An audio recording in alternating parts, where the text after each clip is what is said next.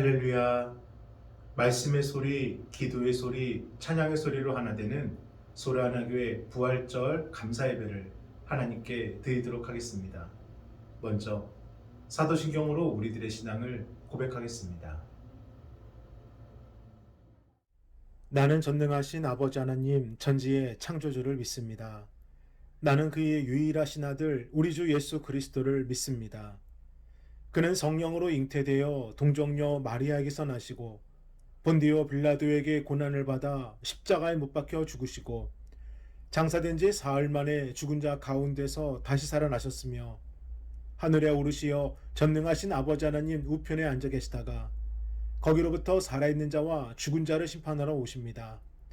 나는 성령을 믿으며 거룩한 공교회와 성도의 교제와 죄를 용서받는 것과 몸의 부활과 영생을 믿습니다. 아멘.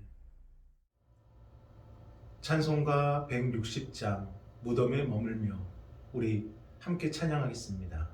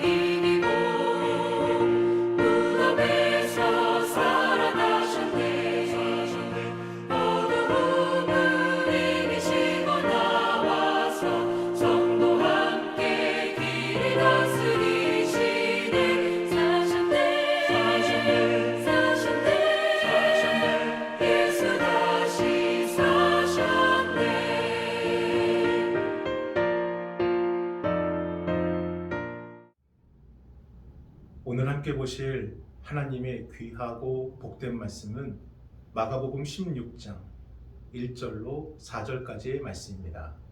우리 함께 봉독하겠습니다.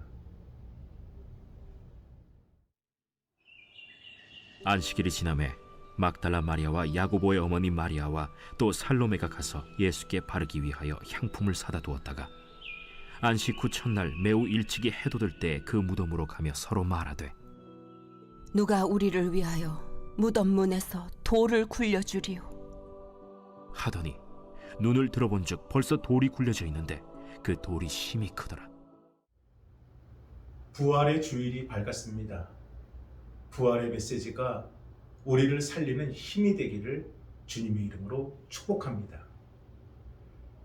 1946년 미국 메이저리그 뉴욕 양키즈에 입단하여 15시즌 연속으로 올스타에 선정이 되고 3차례 아메리칸 리그 최우수 선수와 10번의 월드시리즈 우승이라는 대기록을 세운 선수가 있습니다.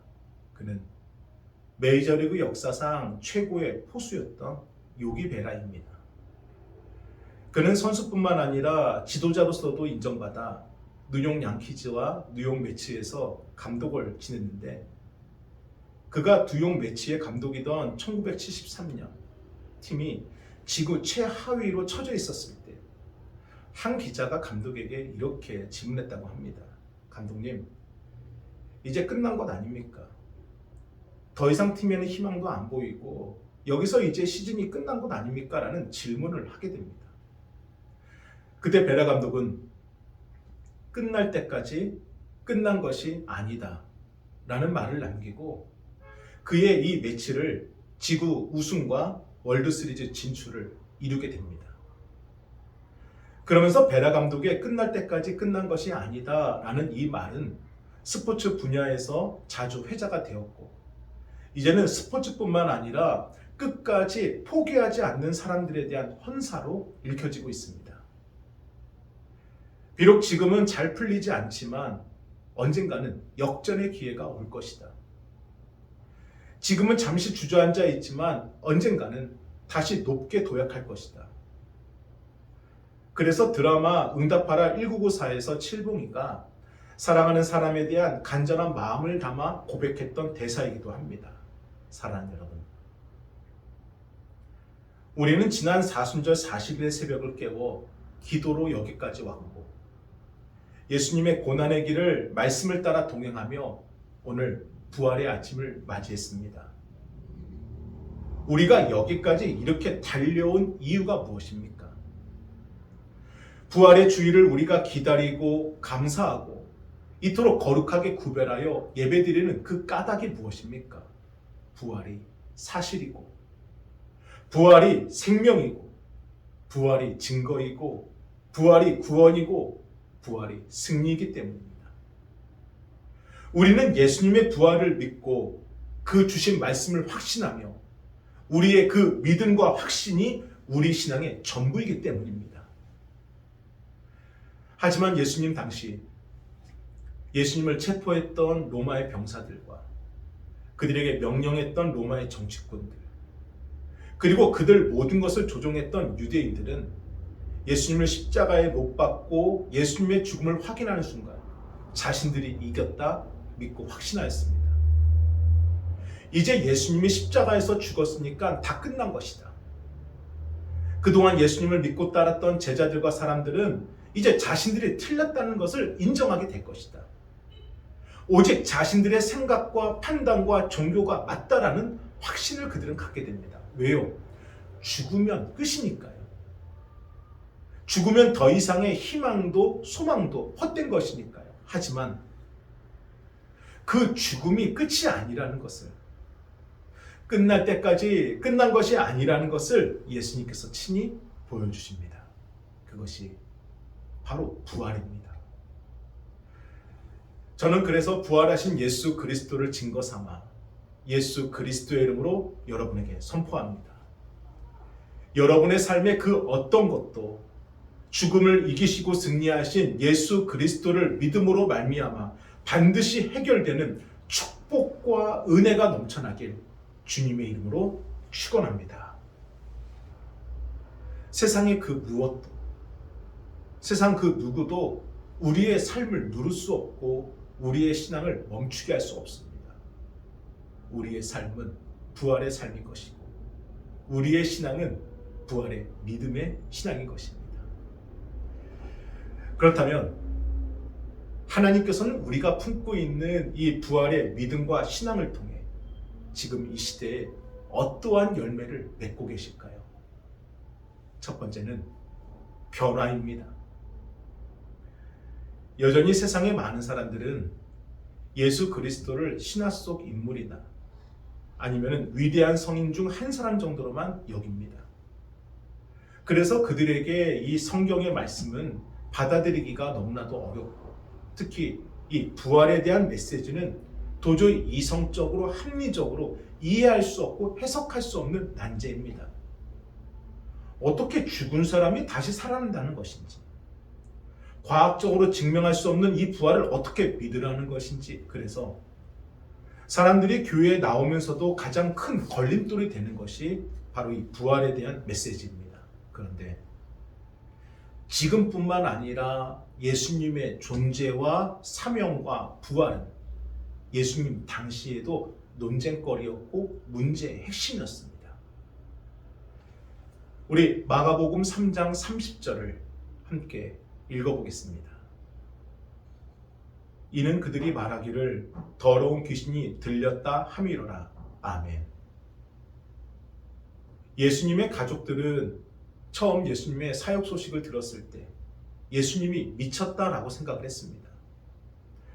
우리 형이 미쳤다. 우리 아들이 정신 나갔다. 그래서 예수님의 가족들은 예수님에게 귀신이 들렸다라고 생각을 했고, 이는 동생 야고보도 똑같이 생각을 했습니다. 하지만 그 예수님의 죽으심과 부활하심을 직접 목격한 후에는 동생 야고보는 마가의 다락방에 모여 제자들과 함께 기도하였고, 그 자리에서 성령 충만의 은혜를 받아 예루살렘의 지도자로 세움받게 됩니다.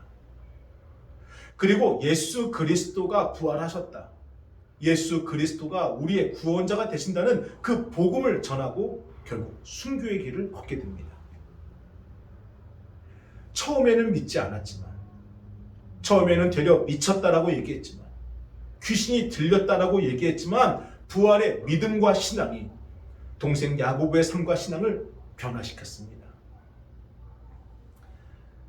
사도 바울은 살아생전에 예수님을 직접 만난 적이 없습니다. 그래서 예수님이 하나님의 아들이심을 그는 철저하게 부정을 했고, 그렇게 말하는 제자들과 사람들을 감옥에 가두었습니다. 하지만 그가 다메섹 도상에서 예수님의 음성을 듣게 된 후, 죽었다고 확신했던 예수 그리스도가 살아계셨다는 것을 직접 경험하게 된 후, 그의 생각과 믿음과 신앙은 180도 완전히 변화가 됩니다. 그리고 그는 이렇게 당당하게 고백합니다. 고린도전서 15장 19절로 20절입니다. 우리 함께 읽어보겠습니다. 만일 그리스도 안에서 우리가 바라는 것이 다만 이 세상의 삶뿐이면 모든 사람 가운데 우리가 더욱 불쌍한 자리이라. 그러나 이제 그리스도께서 죽은 자 가운데서 다시 살아나사 잠자는 자들의 첫 열매가 되셨도다. 아멘. 바울뿐만이 아닙니다. 예수님의 제자들은 예수님이 잡히시던 그날 밤 모두가 도망쳤습니다. 하지만 부활하신 예수 그리스도를 다시 만난 이후 그들은 진실로 복음의 증인이 되었고 순교자의 삶을 살게 됩니다. 막혀있던 그들의 삶과 막혀있던 그들의 신앙이 이 부활의 믿음과 신앙으로 확실하게 변화가 되었습니다. 사랑하는 여러분, 그래서 우리도 그렇습니다. 우리가 부활의 믿음과 신앙을 갖고 지난 40절 40일 동안 달려올 때 하나님은 우리들의 새벽을 깨워주셨습니다. 그리고 우리의 가정을 기도의 자리, 예배 자리로 세워주셨고, 우리만의 공동체가 아니라 기도하기 원하는 성도들, 하나님을 바라보길 원하는 성도들과 함께 기도하며 여기까지 오도록 우리를 이끌어 주셨습니다. 그리고 우리들의 그 삶이 누군가는 전도자로, 누군가는 헌신자로, 누군가는 기도자로, 누군가는 예배자로, 누군가는 사명을 감당하는 자로 그 모든 영광을 하나님께 드리는 놀라운 삶으로 변화가 되었다는 것입니다. 이처럼 부활의 믿음과 신앙은 우리의 삶을 반드시 변화시킵니다. 이것이 하나님께서 이끄시는 부활의 첫 번째 열매입니다. 두 번째 열매는 쓰임입니다. 우리 오늘 본문 마가복음 16장 1절을 함께 읽어보겠습니다. 안식일이 지남에 막달라 마리아와 야고보의 어머니 마리아와 또 살로메가 가서 예수께 바르기 위하여 향품을 사다 두었다가. 아멘. 오늘 본문에 기록된 막달라 마리아, 야고보의 어머니 마리아, 그리고 살로메, 이들이 성경에 기록되었다는 것, 특별히 부활절의 메시지에 여인들이 기록되었다는 것은 부활이 사실이냐 거짓이냐를 더 이상 논쟁할 필요 없음을 증거하는 가장 확실하고 객관적인 증거입니다. 2000년 전의 유대 사회의 모든 활동과 행위의 주관은 남성이었고, 여성들은 그 어떠한 사회의 활동도 어떠한 역사서에도 기록될 수가 없었습니다. 심지어 전통 유대인들은 자신들은 이방인이 아닌 것과 여성이 아닌 것을 늘 감사하며 이방인과 여성을 동급으로 취급하여 그들과 거리를 두었습니다. 그래서 성경은 신화이다, 예수는 없다, 부활은 거짓이다 말하는 이들의 말이 정말로 진실이라면 오늘 본문처럼 여성들을, 특히 예수님의 부활과 관련지어서는 결코 그들을 기록해서는 안 됩니다. 오히려 남성들의 이름을 적어 놓는다든지 아니면 회심한 유대인들의 이름을 적어놔서 성경을 더 설득력 있게 꾸몄어야 했습니다. 그럼에도 당시의 사회적 분위기를 알면서도 인정받을 수 없고 존재감이 전혀 없는 이 여성들을, 그것도 부활의 증언자로 기록한 이유는 무엇일까? 사실이기 때문입니다. 예수님의 부활은 사실이기 때문에 무엇을 더 붙이고 오리고 가릴 필요가 없었기 때문입니다. 그저 있는 그대로, 사실 그대로 솔직하게 증언하는 것이 진실로 중요했기 때문에 예수님의 부활을 처음 목격한 여성들을 성경은 그대로 기록했던 것입니다. 그런데 여기서 우리가 주목해야 되는 것은 사실 이 세 명의 여인들은 부활에 대한 어떠한 믿음 때문에 예수님의 무덤을 찾은 것이 아니었다는 것입니다. 오로지 살아생전 예수님과의 관계 때문이었습니다. 그래서 본문 마가복음 16장 3절에서 그녀들은 이렇게 말을 합니다. 우리 함께 읽어보겠습니다. 서로 말하되 누가 우리를 위하여 무덤 문에서 돌을 굴려주리요 하더니 아멘. 무덤의 돌 때문에 예수님의 시신을 볼 수 없을까 그들은 되려 걱정을 하며 갑니다. 지금 그녀들에게는 부활에 대한 어떠한 기대도 믿음도 없습니다. 그럼에도 믿음이 없음에도 그녀들로 하여금 예수님의 빈 무덤을 찾게 하신 이유가 무엇일까요? 천사를 통해 예수님의 부활 소식을 듣게 하시고 그녀들을 통해 부활의 소식을 첫 번째로 전하는 메신저로 쓰신 이유가 무엇일까요? 하나님의 은혜입니다. 세상은 똑똑하고 능력 있고 뛰어난 사람들이 언제나 앞서서 먼저입니다. 그들을 통해 이야기하고 그들을 통해 교훈하고 그들을 통해 세상을 바라보게 만듭니다. 하지만 하나님께서 세상의 가치와 기준대로라면 결코 먼저일 수 없는 이 여인들을 부활의 첫 번째 증인으로 세우신 것은 하나님께서 쓰시고자 하시면 그 어떤 누구도 쓰신다는 것이고, 하나님께 쓰임받는 사람은 세상의 기준과 가치를 뛰어넘게 만드신다는 것이고, 이처럼 하나님께 쓰임받는 것이 부활의 열매임을 알게 하시기 위함입니다. 사랑하는 여러분, 그래서 오늘 우리에게 주어진 이 삶을 가장 잘 사는 길은 오로지 하나님의 은혜가 임하여지는 것입니다. 세상적으로 내세울 것 없고 드러낼 것 없고 가진 것 없고 뛰어난 것 없는 지극히 평범한 나를 내가 너를 사용하겠다 쓰임받게 하시고, 너는 할 수 있단다 낮은 자존감을 세워주시고, 너를 통해 이루겠다 누군가에게 필요한 존재임을 깨닫게 해주시는 것, 이것이 하나님의 은혜입니다.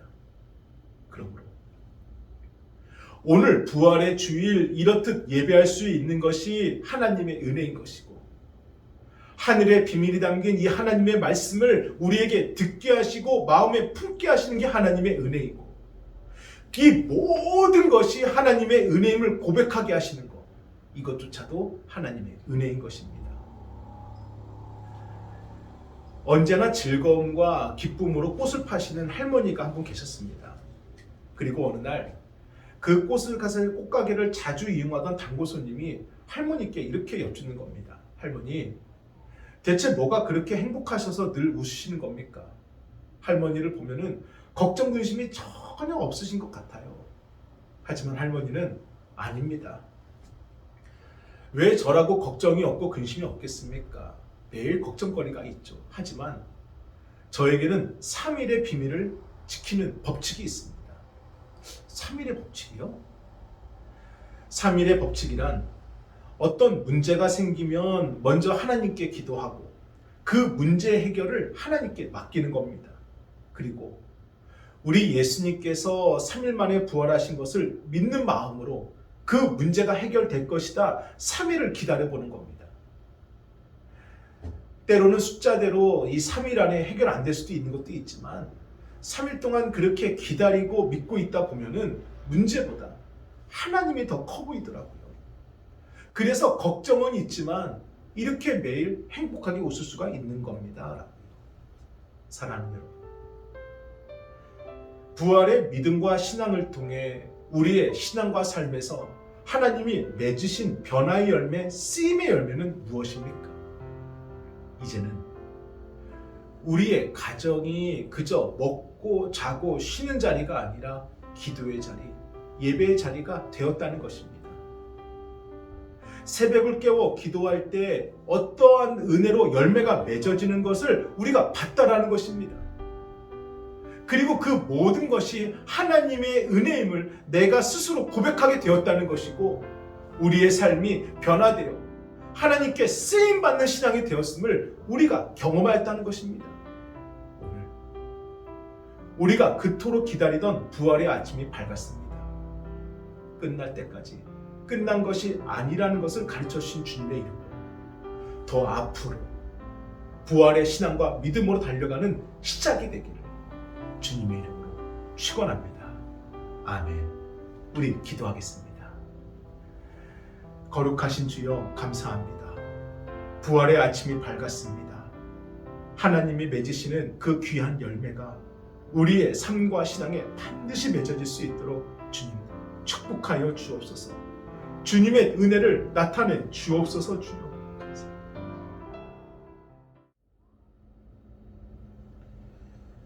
감사합니다. 정성껏 준비하신 예물을 하나님께 드리겠습니다.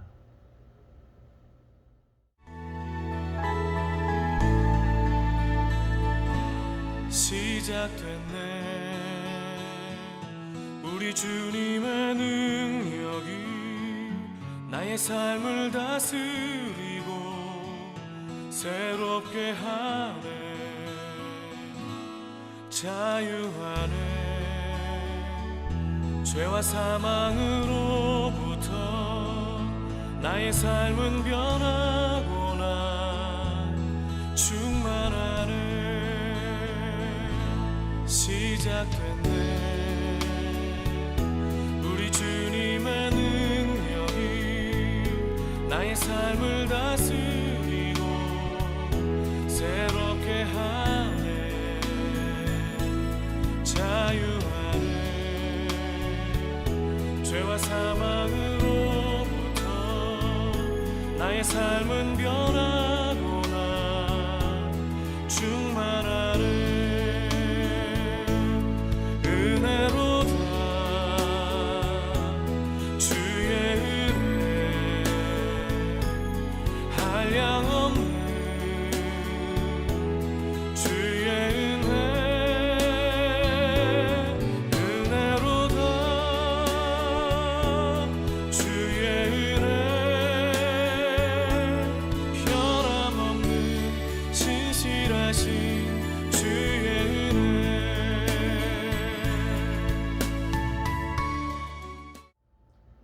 축도로 예배를 마치겠습니다.